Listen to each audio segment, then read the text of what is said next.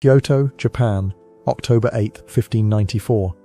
The acrid smell of burning wood mingles with something else, something that makes the crowd press closer despite their horror. You stand among them, shoulder to shoulder with merchants and peasants, samurai and servants, all united in their morbid fascination. The great iron cauldron sits like a black mouth in the center of the execution grounds, steam rising from its depths like ghostly fingers reaching toward the autumn sky. You can hear the oil bubbling. That sound, a low, persistent simmer that seems to crawl under your skin. The executioner's assistants feed the fire beneath, and with each fresh log, the flames dance higher, casting flickering shadows across the faces of the condemned. Two figures kneel before the cauldron, bound and guarded. A man, broad-shouldered despite his restraints, his dark hair matted with sweat and dirt, and beside him a child, perhaps 7 years old, his small body trembling, not from cold, but from a terror so profound it radiates from him like heat from the boiling oil. The man is Ishikawa Goemon. The child is his son. In moments they will both be lowered into that cauldron of death, and you will witness something that will haunt you for the rest of your days. A father's love transformed into both salvation and damnation, a final act of defiance that will echo through the centuries. But to understand this moment, you must first understand the man whose life led to this horrific end. You must step back into the shadows of a Japan torn apart by war, where honor and survival danced together on the edge of a sword, and where legends were born from the ashes of a burning world. Before diving into these forgotten stories of survival and suffering, if you enjoy learning about the hidden truths of history, consider hitting that like button and subscribing for more content like this. And please comment below to let me know where you're listening from. I find it incredible that we're exploring these ancient stories together from different parts of the world, connected across time and space by our shared curiosity about the past. The year is 1558, and Japan bleeds. The Sengoku period, the age of warring states, has turned the country into a battlefield where warlords fight for territory, power, and the dream of unification.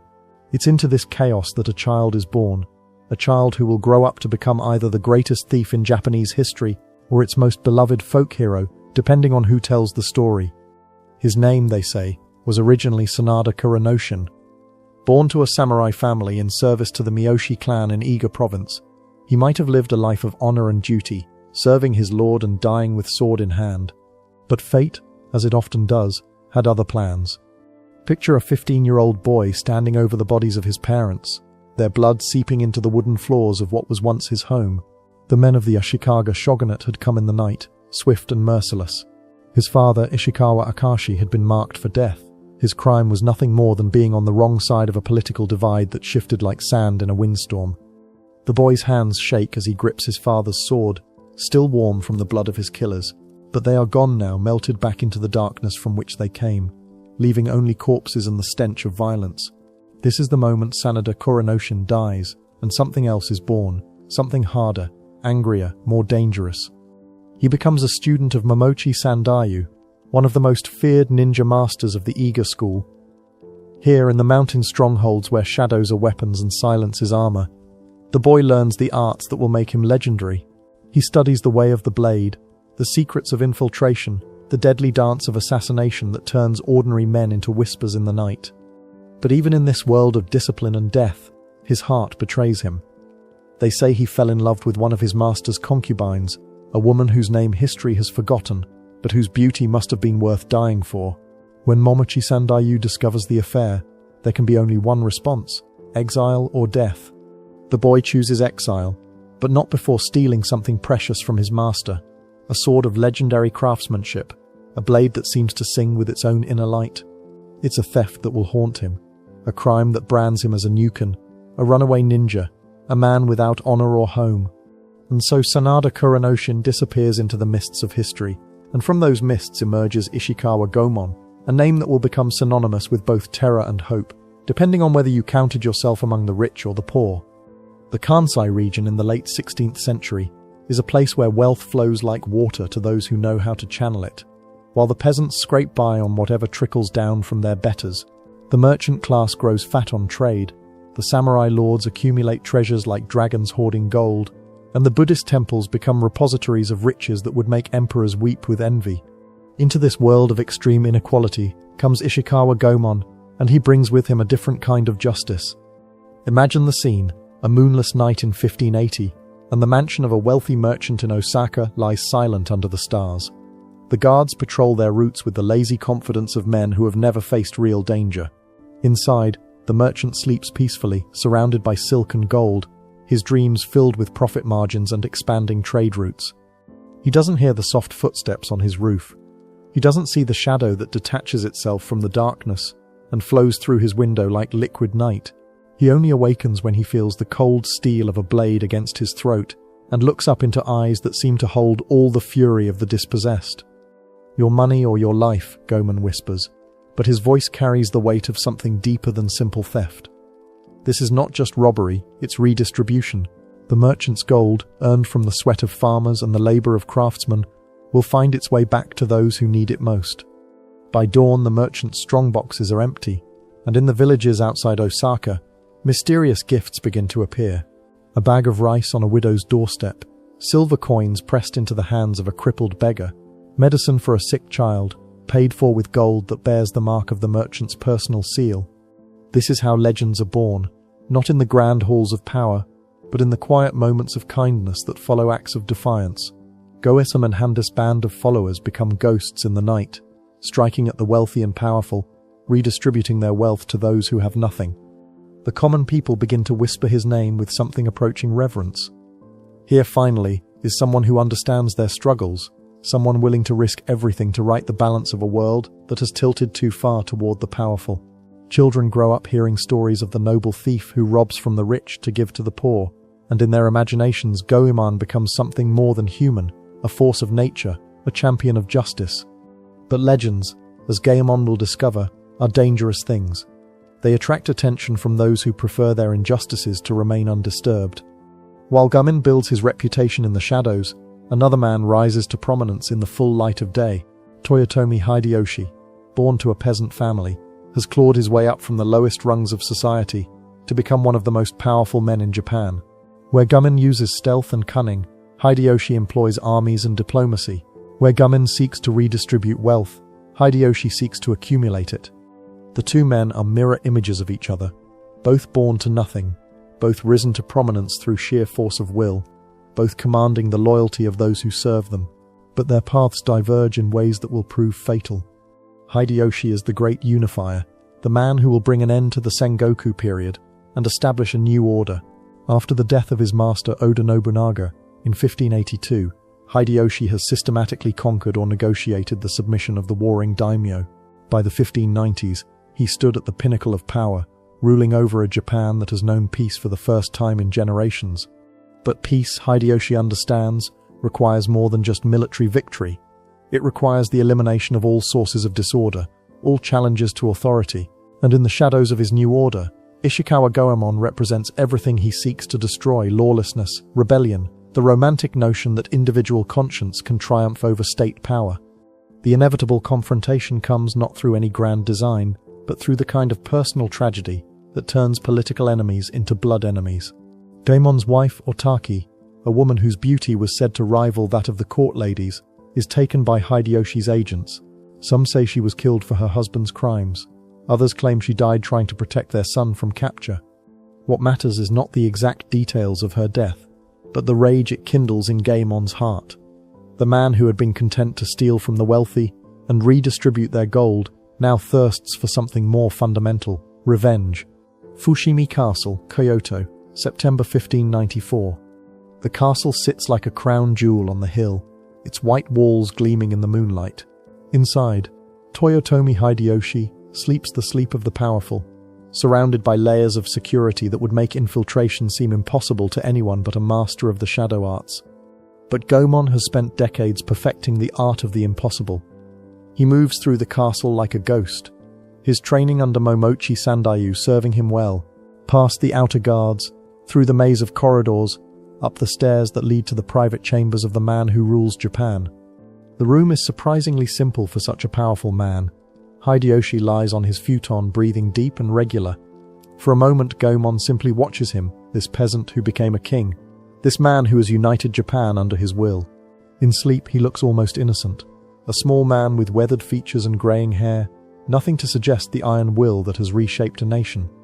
Goemon draws his blade, the stolen sword that has been his companion for so many years. The steel catches the moonlight and seems to glow with its own inner fire. One quick thrust, and the tyrant will be dead. Japan will be free of his oppression, and Otaki will be avenged. But as he raises the weapon, his foot catches the edge of a small table.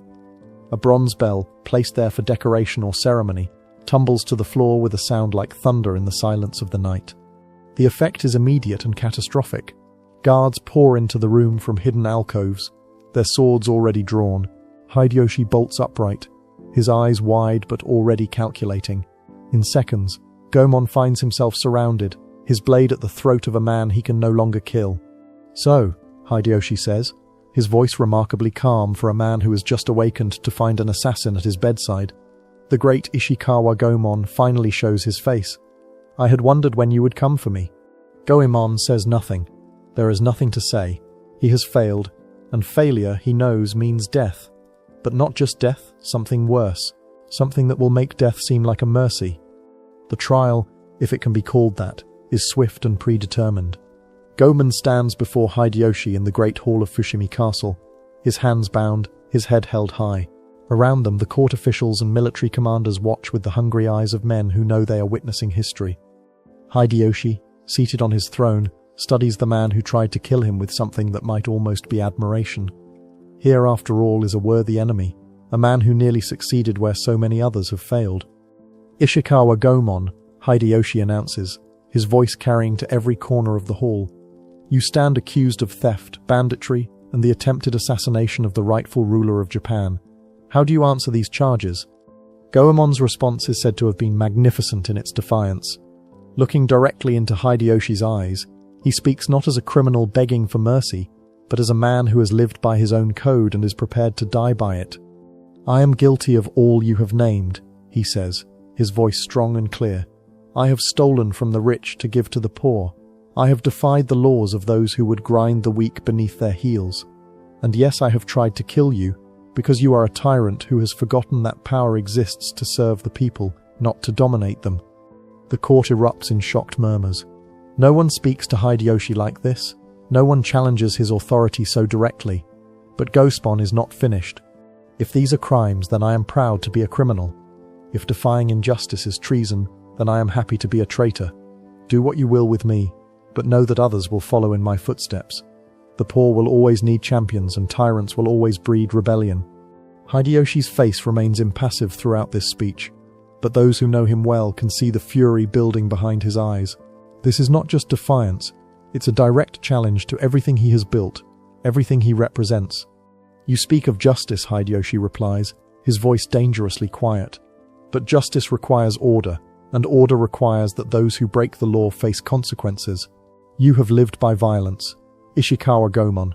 Now you will die by it." The sentence, when it comes, is so shocking that even the hardened courtiers gasp. Death by boiling, a punishment so rare and so terrible that it is reserved for only the most heinous crimes. But Hideyoshi is not finished. "And since you claim to be a champion of the people," he continues, "let us see how much you truly love them. Your son will share your fate. He will die as you die, slowly and in agony, so that all who witness it will understand the price of defying the rightful order." Now finally, Goemon's composure cracks. His son, his innocent boy, who has done nothing but bear the name of his father, will die for his crimes. The pain that crosses Goemon's face is worse than any physical torture could be. "The boy is blameless," he says, and for the first time his voice breaks. "Kill me as you will, but spare the child. He has done nothing to deserve this fate." But Hideyoshi is implacable. "The child is your child. He carries your blood, your name, your legacy of defiance. Japan will be better without both of you." The night before the execution, Goemon sits in his cell with his son pressed against his side. The boy, perhaps 7 years old, doesn't fully understand what is about to happen, but he can feel his father's anguish like a physical weight. "Papa," the child whispers, "are we going to die tomorrow?" Goemon looks down at his son, this innocent child who has become caught up in the deadly game between his father and the ruler of Japan. How do you explain to a 7-year-old that he will die for sins he never committed, for a rebellion he never chose to join? "Yes," Goemon says finally, because he has always believed in truth even when it is terrible. "We are going to die tomorrow." The boy is quiet for a long moment, processing this information with the strange calm that children sometimes show in the face of incomprehensible disaster. "Will it hurt?" he asks. Goemon closes his eyes, fighting back tears. "Yes," he says again, "it will hurt. Will you be with me?" "Yes," Goemon promises, pulling his son closer. "I will be with you. I will hold you, and I will not let go, no matter what happens." The boy nods, seemingly satisfied with this answer. In his child's mind, perhaps, death is not so frightening if his father is there to face it with him. Goemon spends the rest of the night composing his death poem, a tradition that allows condemned men to leave behind some final statement of their philosophy or beliefs. His poem, when it is finished, is both a confession and a prophecy. Though you may boil a thief's body, you cannot boil away his spirit. Thieves will always exist, as long as there are rich and poor. It is a poem that speaks not just to his own fate, but to the eternal struggle between the powerful and the powerless, the rich and the poor, the rulers and the ruled. In death, Goemon sees himself as part of something larger, a force that cannot be destroyed by any punishment, no matter how terrible. October 8, 1594. Nanzenji Temple, Kyoto. Dawn comes too quickly, and not quickly enough. The execution ground is already crowded with spectators, merchants and peasants, samurai and monks, all drawn by the terrible fascination of witnessing something unprecedented. Death by boiling has been reserved for the most heinous crimes, and most of those present have never seen it performed. The great iron cauldron sits in the center of the cleared space, its black surface gleaming dully in the morning sun. Steam rises from its depths, and the smell of heated oil fills the air. The fire beneath has been burning since before dawn, and the oil inside is now at a temperature that would kill a man in moments. Goemon and his son are brought forward in chains. The boy stays close to his father's side, his small hand clutching at Goemon's robes. The crowd presses closer, their voices a low murmur of anticipation and horror. Hideyoshi himself is present, seated on a raised platform where he can observe the proceedings. His face is impassive, showing no emotion as he watches the man who tried to kill him face his final moments. The executioner, a grim-faced man who has performed this terrible duty before, steps forward. He explains the procedure with the clinical detachment of a professional. The condemned will be lowered into the oil feet first, allowing them to experience the full agony of their death. There will be no mercy, no quick end to their suffering. Goemon listens to these words without flinching, but his grip on his son's hand tightens. The boy looks up at him with eyes wide with terror, but also with trust. Even now, at the end of everything, he believes his father will protect him. "Remember what I told you," Goemon whispers to his son. "I will not let go." The guards move to separate them, to take the boy to his own chain that will lower him into the cauldron. But as they reach for the child, Goemon does something that will be remembered for centuries. He lifts his son high above his head, holding him as far from the boiling oil as his strength will allow. The chains that bind him make this a nearly impossible feat, but desperation lends him power. His muscles strain, his shoulders burn, but he holds the boy aloft. The crowd gasps. This is not how executions are supposed to proceed. The condemned are meant to submit, to accept their fate with dignity or terror, but not to resist. But Goemon is not just resisting, he is making a statement. "If you must have our deaths," he shouts, his voice carrying across the silent crowd, "then take mine first. Let the boy die quickly, without suffering." The executioner looks to Hideyoshi for guidance. This is not in the script, but Hideyoshi's face remains stone, and he nods for the execution to proceed. The chain lowers, and Goemon's feet touch the surface of the oil. The effect is immediate and horrific. His body arches in agony as the boiling liquid burns through his skin, but still he holds his son high above his head. The boy screams, but whether from terror or from the heat radiating from below, it's impossible to tell. Lower they go, the chain descending link by link. The oil reaches Goemon's knees, then his waist, then his chest. Each inch is an eternity of agony, but still his arms remain steady. Still he holds his son above the killing heat. The crowd watches in stunned silence. Some are weeping openly. Others have turned away, unable to bear the sight. But all understand that they are witnessing something unprecedented, a father's love made manifest in the most extreme circumstances imaginable. As the oil reaches Goemon's neck, his strength finally begins to fail. His arms tremble, and the boy begins to slip, But instead of letting his son fall into the boiling cauldron, Gaemon does something that will haunt the witnesses for the rest of their lives. He plunges the child down into the oil with him, driving him deep beneath the surface in one swift, merciful motion. The boy's scream is cut short as the boiling liquid closes over his head, killing him instantly instead of slowly. Then Gaemon lifts his son's body high above his head once more, holding it like a banner of defiance as his own life ebbs away. Even as the oil destroys his body, even as death claims him, he maintains his grip on the child he couldn't save but could at least spare from prolonged agony. The last image the crowd sees is Gaemon's face, burned and dying but still defiant, his eyes fixed on Hideyoshi with an expression of such concentrated hatred that those who witness it will claim they felt the temperature drop. Then he sinks beneath the surface, taking his son with him, and the terrible spectacle is over. The execution of Ishikawa Goemon and his son was meant to be a demonstration of the price of defying authority. Hideyoshi intended it as a warning, a spectacle so terrible that it would crush any thoughts of rebellion in the hearts of those who witnessed it.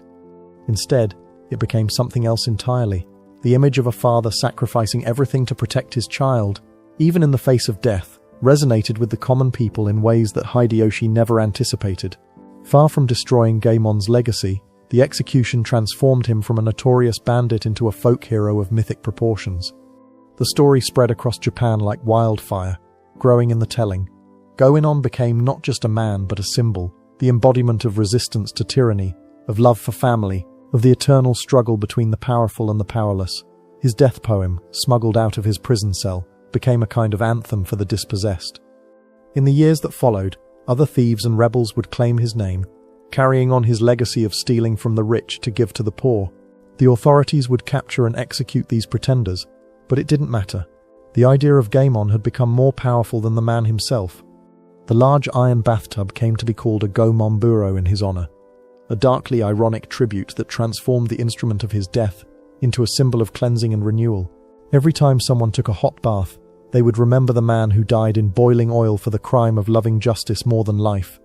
Kabuki theaters would immortalize his story in plays that drew crowds for centuries. Artists would paint him as a hero of superhuman strength, capable of feats that no mortal man could achieve. Writers would craft novels about his adventures, each more fantastical than the last. But perhaps the most enduring legacy of Ishikawa Goemon is the question his life and death pose. In a world where power is concentrated in the hands of the few, where the rich grow richer while the poor struggle to survive, what is the proper response? Is it submission to authority, or is it rebellion in the name of justice? Goemon chose rebellion, and it cost him everything. Yet in losing his life he gained something that Hideyoshi, for all his power, could never possess: immortality in the hearts and minds of the people. 4 centuries have passed since Ishikawa Goemon and his son died in that boiling cauldron, but the questions their deaths raise remain as relevant today as they were in 1594. The world has changed beyond recognition. We have technologies that would seem like magic to the people of the Sengoku period, governments that claim to represent the will of the people, systems of law that promise justice for all. Yet the fundamental inequalities that drove Goemon to rebellion persist. The rich still grow richer while the poor struggle to survive. Powerful people still escape consequences for their actions, while the powerless suffer for crimes they didn't commit. The machinery of oppression has become more sophisticated, but it has not disappeared. And so the legend of Goemon endures, not as a historical curiosity, but as a living challenge. He reminds us that there are times when the laws of the state conflict with the laws of conscience, when the demands of justice require us to risk everything we hold dear. He also reminds us of the terrible price such choices extract. Goemon's rebellion cost him his life, his family, and any chance of seeing the world he fought to create. His son died for his father's choices, an innocent victim of a war he never chose to join. The image of that final moment, a father holding his dying son above his head, defying his executioners even as his own life slipped away, remains one of the most powerful symbols of both love and loss in human history. It shows us what we are capable of in our finest moments, and what we are willing to sacrifice for the things we believe in. In the end, perhaps that is the true legacy of Ishikawa Goemon. Not the theft or the rebellion, but the reminder that there are things in this world worth dying for, and that the greatest tragedies often arise from the collision between love and justice, between the desire to protect those we care about and the need to fight for what is right. The man who was boiled alive with his son became something more than a historical figure. He became a mirror in which we can see our own souls, and a question that each generation must answer for itself. When faced with injustice, will we submit or will we resist? And if we choose resistance, are we prepared to pay the price? The iron cauldron has long since cooled, but the fire that drove Ishikawa Goemon to his death burns on, waiting for the next person brave enough or foolish enough to pick up the banner he left behind. In the quiet moments after midnight, when the world is still and the powerful sleep peacefully in their beds, some say you can still hear the echo of a father's love, ringing out across the centuries, defiant, unbroken, eternal.